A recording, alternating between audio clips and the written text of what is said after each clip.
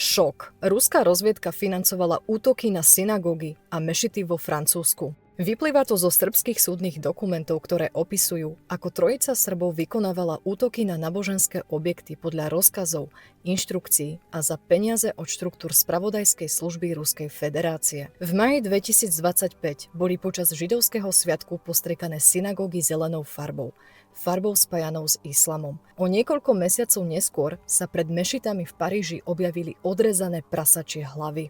Cieľom nebolo poškodiť budovy. Cieľom bolo vyvolať hnev, napätie medzi komunitami a destabilizáciu v krajine. Prečo? Ako hovorí expert na ruské spravodajské služby Andrej Soldatov, takéto operácie stoja veľmi málo, avšak následky pre štát sú mimoriadne drahé. Polícia, bezpečnostné služby aj kontrarozviedka musia tak venovať čas a zdroje riešeniu problémov, ktoré boli zámerne a umelo vytvorené. Žurnalista Jan Kovalský vo svojom článku Odhalenie ruskej siete vplyvu opisuje, že podobné útoky na synagógy a mešity sú len jednou z metód, pomocou ktorej sa Rusko snaží destabilizovať demokratické európske krajiny zvnútra.